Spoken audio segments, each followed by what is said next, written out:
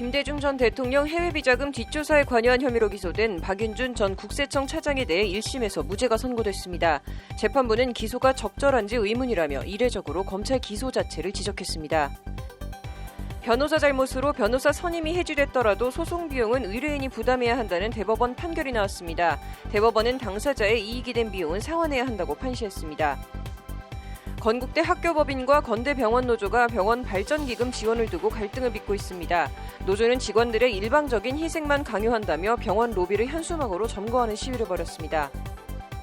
훈민정음 해례본 상주본의 행방이 묘연한 가운데 경북 상주 지역 고등학생들이 반환 서명운동이 화제입니다. 지난 경과와 법적 쟁점, 해소 가능성 등을 짚어보았습니다.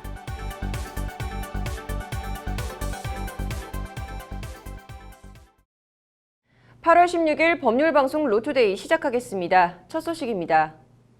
몸이 아파 대학병원에 갔는데 병원 로비에 온통 시커멓거나 시뻘건 시위 현수막이 걸려 있다면 현수막을 내건 쪽에서야 당연히 무슨 이유가 있어서 걸었겠지만 환자나 보호자들이 보면 어떤 생각이 들까요?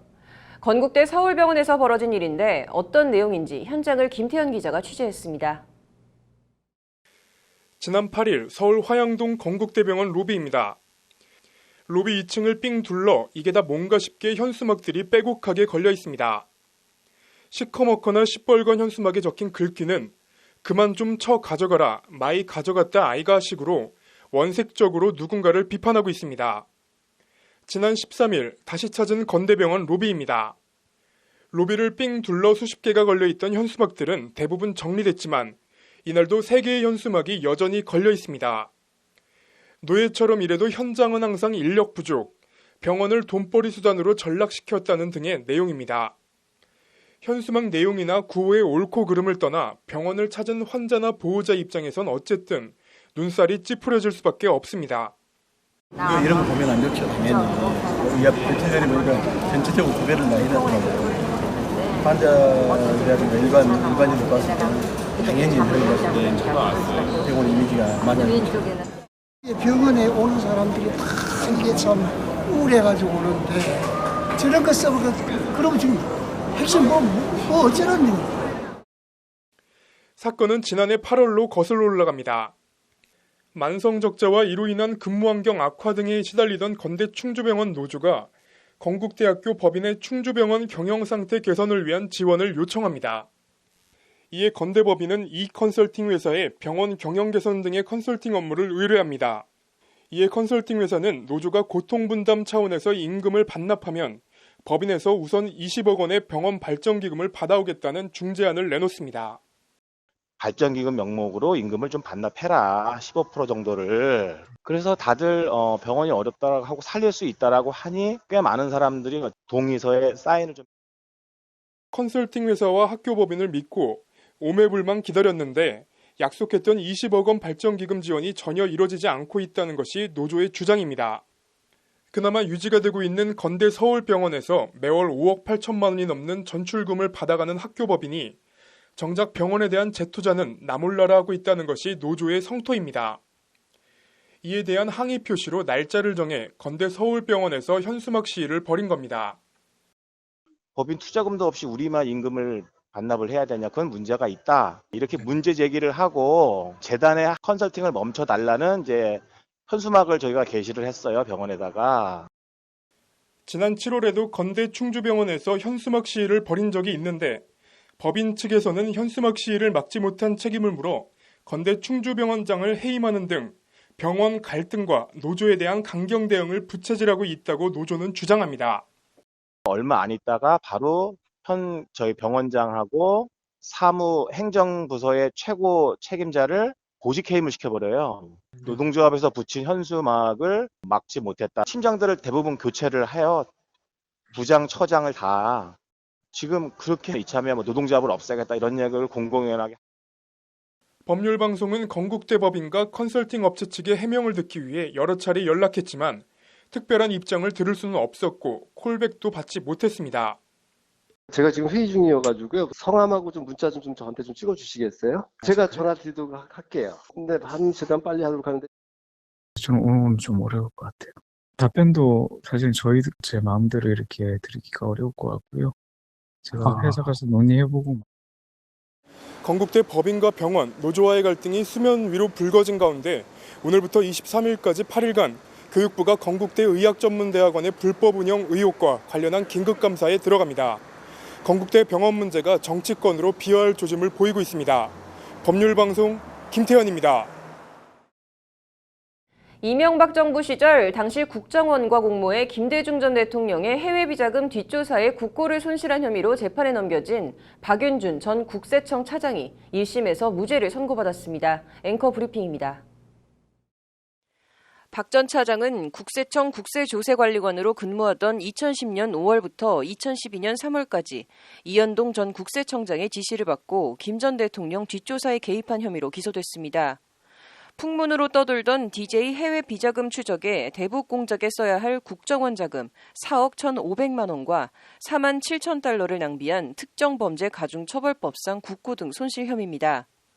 앞서 검찰은 지난 6월 28일 열린 결심 공판에서 박윤준 전 차장이 정치인 뒷조사가 국정원 업무 범위 밖이라는 점을 인식하면서도 뒷조사에 관여했다며 징역 2년을 구형했습니다. 1심 재판부인 서울중앙지법 형사합의 25부는 그러나 오늘 박 전 차장이 적극적으로 범행에 가담했다고 볼 근거가 없다며 무죄를 선고했습니다. 일단 특가법은 국고 등 손실죄를 국가의 회계 사무를 집행하는 자 또는 보조자가 횡령죄와 배임죄를 지었을 때 이 죄가 적용된다고 규정하고 있습니다. 이른바 신분범에 해당하는 건데 박 전 차장은 재판에서 원세훈 전 국정원장이 회계관계 직원 책임에 관한 법률상 회계 책임자에 해당하지 않기 때문에 원 전 원장과 국고손실 위반죄 공범이 성립할 수 없다는 취지로 주장했습니다. 쉽게 말해 원세훈 전 원장이 국정원 책임자였긴 하지만 관련 법상 회계 책임자는 아니어서 원 전 원장이 특가법상 국고손실죄의 주체 자체가 될 수 없고 주범이 성립 안 하는데 자신이 국고손실 공범이 될 수는 애초 없다는 주장입니다. 국정원 자금을 썬내 만회하는 사실이 아니라 이른바 법리를 파고든 건데 1심은 박 전 차장 측 주장을 받아들여 국고손실을 무죄로 판결한 겁니다. 대법원 판례에 의하면 회계관계 책임법에는 소속 공무원에게 위임하지 않고 직접 처리할 경우에 지방자치단체장이 회계 직원에 해당된다고 보고 있다. 이는 국정원장에게도 적용되는데 국정원장이 회계 책임자인 기조실장에게 회계 관련 업무를 위임하고 보고받았다. 따라서 국정원장이 회계 책임자에 해당된다고 볼 수 없다는 것이 1심 재판부 판단입니다. 사건의 실체적 측면에서도 재판부는 박 전 차장이 관련 공작의 배경이나 내용, 자금 출처나 국고가 낭비되고 있다는 인식이 있었다고 보기 어렵다고 판단했습니다. 피고인은 국정원이 한정한 정보만으로 관련 사건에 수동적으로 임했고 국정원 내부 의사결정에 참여할 수 없는 외부자 지위에 있었다. 검사가 제출한 증거만으로는 원 전 원장의 정치적 의도를 인지해 업무상 횡령으로 인지했다고 볼 증거가 없다는 것이 재판부 판단입니다. 박 전 차장에게 국정원 협조를 지시한 이현동 전 국세처장도 같은 혐의로 기소됐지만 비슷한 취지로 지난해 8월 국고손실 혐의에 대해 1심에서 무죄를 선고받은 바 있습니다. 당시 재판부는 국정원장은 법적으로 타기관의 협조를 요청할 수 있고 국세청장은 국정원장 협조 요청을 거부하기 어려웠을 것이라고 판시한 바 있습니다. 관련해서 박 전 차장 재판부는 오늘 판결 말미에 자금 인출에 관련된 국정원 직원 중 직접 해외에 전달한 직원이 있는데 이런 내부자 기소가 안 된 마당에 외부자인 박윤준 전 차장을 기소하는 게 적절한지 의문이라고 이례적으로 검찰의 기소 자체를 문제 삼았습니다. 이에 대해 검찰은 국정원 활동의 불법성을 인정하면서도 박 전 차장과 국정원 관계자의 공모관계 및 범위가 인정되지 않았다는 이유로 무죄를 선고한 법원 판단을 수긍하기 어렵다며 즉각 항소하겠다고 밝혔습니다. 국정원이 헛발질을 하긴 했지만 왜 M1 전 국세청장과 차장을 끼워넣기로 기소했느냐는 핀잔을 법원이 검찰에 대놓고 한 것인데요. 전직 대통령에 대한 뜬구름 잡기식 뒷조사에 수억 원의 국가 예산을 낭비했지만 국정원장은 국가 회계 직원이 아니어서 국고 손실 공범이 애초 성립하지 않는다는 법원의 잇따른 판결. 검찰이 정말 특가법상 국고 손실 성립 법리도 모르고 재판부 말맞다나 적절한지 의문인 기소를 한 걸까요? 법원이 법리에 매몰돼 상식과 동떨어진 판결을 한 걸까요? 2심을 지켜보겠습니다. 앵커 브리핑이었습니다.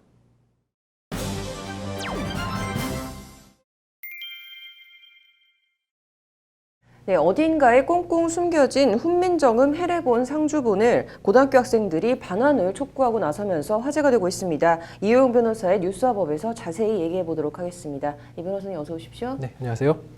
네, 이 고등학생들이 이 훈민정음 반환을 요구했다고요? 네, 그 경북 상주 지역의 이제 고등학생들을 중심으로 그 훈민정음 해례본의 상주본 그 반환 서명 운동이 지금 확산되고 있습니다.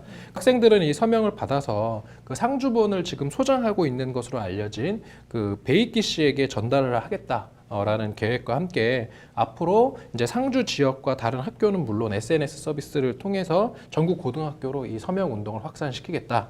이렇게 지금 밝히고 있습니다. 그 국민청원에도 지금 이제 청와대가 이번에 아예 나서라, 지금 문화재청 수준에서 할 일이 아니다, 이런 취지로 지난 12일에 지금 청와대 국민청원 게시판에 훈민정음 해례본 상주본을 나도 직접 보고 싶어요 라는 제목의 청원글이 올라왔고요. 그 청원인은 이제 대한민국의 힘과 저력이 한글에서 나온다고 생각하고 그러한 어떤 한글 창제의 원리가 정리가 되어 있는 이 국보급 문화재인 그 상주본을 개인이 소장한 채 좀 공개하지 않는 것은 바람직하지 않다. 우리도 국민들도 좀 보게 해달라. 청와대가 나서라. 이렇게 좀 주장을 한 것입니다. 그렇다면은 이 훈민정음 상주본을 갖고 있는 장본인 베이키 씨는 어떤 입장입니까? 베이키 씨는 그 판결 인정할 수 없다. 뭐냐면은 지금 상주본의 소유권자는 대한민국이다라는 선행 판결이 있었는데 나는 그거 인정 못한다라고 하니까 결국은 이렇게 판결이 이미 있는데도 판결의 취지에 따른 어떤 이행이 없으면 강제 집행 절차에 들어갈 수 있거든요. 그러니까 문화재청이 이제 강제 집행 절차에 착수를 하니 베이키 씨가 이러한 강제 집행 절차를 막고자 그 청구 이의소를 제기합니다. 이것은 뭐냐면은 강제 집행을 하지 못하게 해달라는 어떤 청구인데요. 이것에 대해서 최근 대법원에서 배 씨가 제기한 청구 이의소를 최종적으로 기각하는 원심을 확정을 한 것입니다. 다시 말해서 현재 상황은 대한민국이 배 씨를 상대로 강제 집행을 할 수 있는 길을 이제 터준 것이라고 볼 수 있습니다. 네.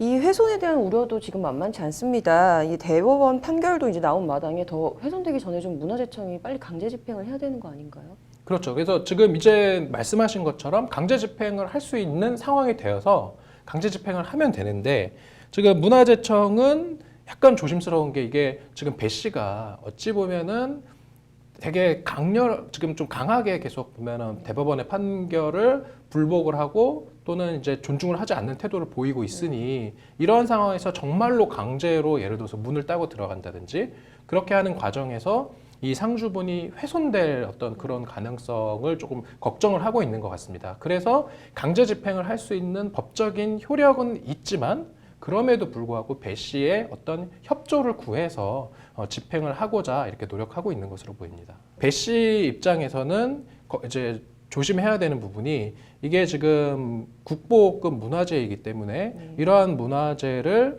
이제 은닉하거나 또는 훼손을 하게 되면 이제 문화재보호법 92조에 따라서 3년 이상의 징역에 처해질 수 있고 또는 뭐 강제집행 면탈죄나 이런 부분도 적용될 수 있기 때문에 좀 조심을 해야 하지 않을까 제 개인적인 생각을 밝히고 싶습니다. 네, 좀 이게 국보급 문화재를 모든 국민이 공유를 해서 진정한 가치를 찾을 수 있게 해야 하지 않겠나 이런 생각이 드네요. 오늘 잘 들었습니다. 다음 소식입니다. 재판에서 이기면 성공보수를 받되 패소하면 소송 비용을 변호사가 전부 부담하는 걸로 소송 위임 계약을 했습니다. 그런데 중간에서 변호사 잘못으로 소송 위임이 해지됐습니다. 이 경우 소송에 들어간 이른바 실비는 누구 부담일까요? 판결로 보는 세상입니다. 이모 변호사는 2012년 3월 지방의 한 아파트 입주자 대표회의와 아파트 분양사들을 상대로 아파트 하자에 대한 손해배상 청구 소송 위임 계약을 체결했습니다. 재판에서 지면 소송 비용을 이 변호사가 모두 부담하되 이기면 아파트 입주자 대표회의가 소송 비용은 물론 성공보수까지 지급하는 걸로 계약을 체결했습니다. 또 입주자 대표회의가 정당한 이유 없이 변호사 위임 계약을 해지할 경우에도 승소한 것과 동일하게 간주하는 내용도 포함됐습니다.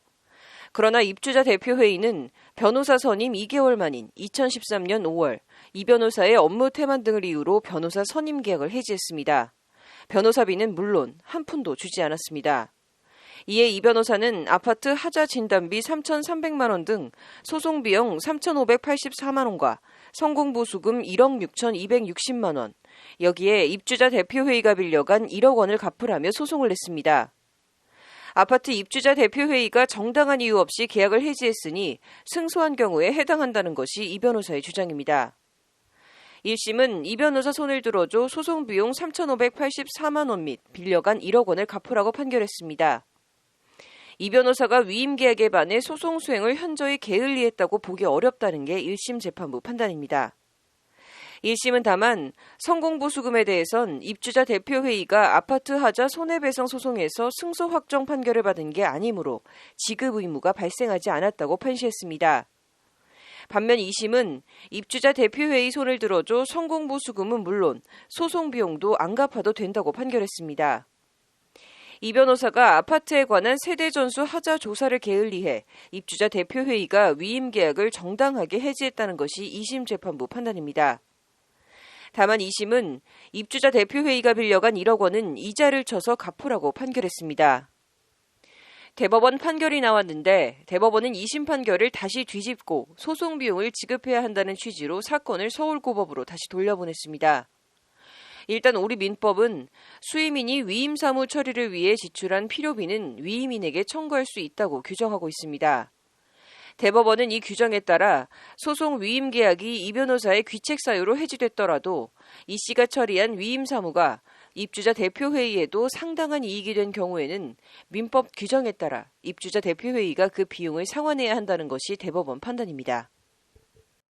변호사 잘못으로 소송 위임 계약이 해지되긴 했지만 어떤 변호사가 왔어도 아파트 하자 진단비 등 소송에 필요한 실비는 어차피 들어가야 되니 이는 당사자들이 부담해야 한다는 취지의 판결입니다. 그나저나 재판에서 지면 소송 비용도 본인이 부담하기로 계약한 변호사가 왜 업무를 태만히에 불과 2달 만에 소송에서 잘렸는지, 소송을 맡은 변호사가 소송을 의뢰한 입주자 대표회의에 왜 1억 원이라는 거금을 꿔준 건지 궁금합니다. 판결로 보는 세상이었습니다. 오늘 준비한 소식은 여기까지입니다. 시청해주신 여러분 고맙습니다.